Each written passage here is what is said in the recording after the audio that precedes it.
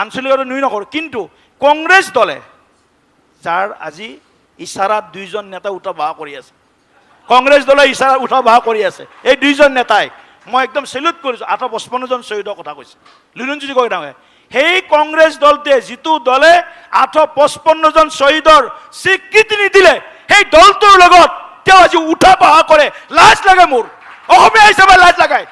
কংগ্ৰেছ দলৰ লগত যেতিয়া লুৰিণজ্যোতি গগৈ, অখিল গগৈ, মই অখিল গগৈৰ লগত উত্তেজিত নহ'ব। মই কৈ আছোঁ, আপুনি ক'ব, আপুনি ক'ব, শ্বহীদৰ লুৰিণ দা আপুনি ক'ব, আপুনি ক'ব 855জন শ্বহীদ নষ্ট কৰোৱা সেই দলটোৰ লগত ইশাৰাত যদি কোনোবাই উঠা বহা কৰে, আমাৰ অসমৰ কাৰণে এয়া দুৰ্ভাগ্য, এয়া লজ্জিত, আমাক লজ্জিত কৰে। তাক কয় মই প্ৰথম কথা আৰু এতিয়া কথা কৈছোঁ, আৰু শুনক, কংগ্ৰেছ দলে সদায় 85 চনত বিজেপিৰ মতে উঠাব, 85 চনত প্ৰমোদ বড়ো ডাঙৰীয়া বিজেপিৰ মতে উঠাব কৰে, শাসনৰ স্বাৰ্থ বিজেপিৰ মতে উঠাব কৰে, শাসনৰ আপোনাৰ শাসনত অহা নাই, আপোনাৰ শাসনত অহা নাই, শাসনত অহা নাই, শাসনত অহা নাই, শাসনত অহা নাই এতিয়ালৈকে, শাসনত অহা নাই।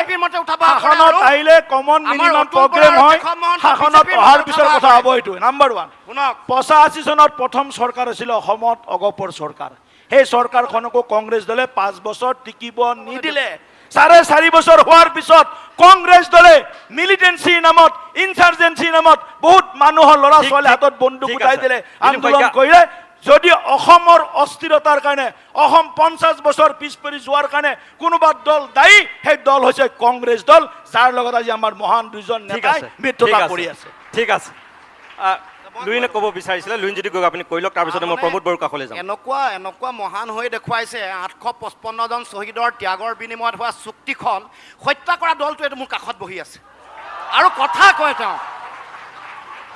তেওঁ। মোৰ এটাই 43 বছৰ বিদেশীৰ অতিৰিক্ত বিদেশী বুজা দিছে, 43 বছৰ হত্যাকাৰীৰ লগত যিজন বহি আছে, হত্যাকাৰীৰ লগত যিজন বহি আছে, কোনে কাক মাফ কৰিব কওক? 85 চনৰ পৰা 2016লৈকে কংগ্ৰেছ অগপই শাসন কৰাৰ সুবিধা পাইছিল, কিয় চুক্তিখন দখল নকৰিলে? হত্যাকাৰীৰ লগত বহি আছে, মোৰ ক'বলগা একো নাই।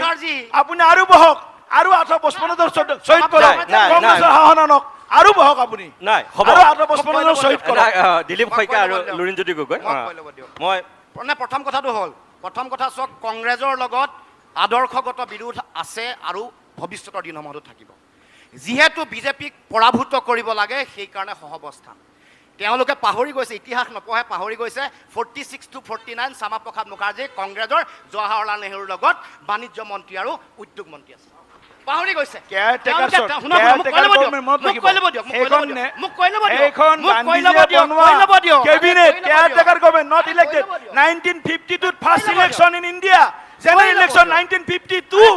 মনত ৰাখিব কথাবিলাক। কিয় চিঞৰে? নাই ৰ'ব, কৈ ল'ব দিয়ক। PDPৰ লগত পাকিস্তানপন্থী মেহবুবা মুফতিৰ লগত চৰকাৰ কৰে। মোৰ আগত কথা ক'ব আহিছে।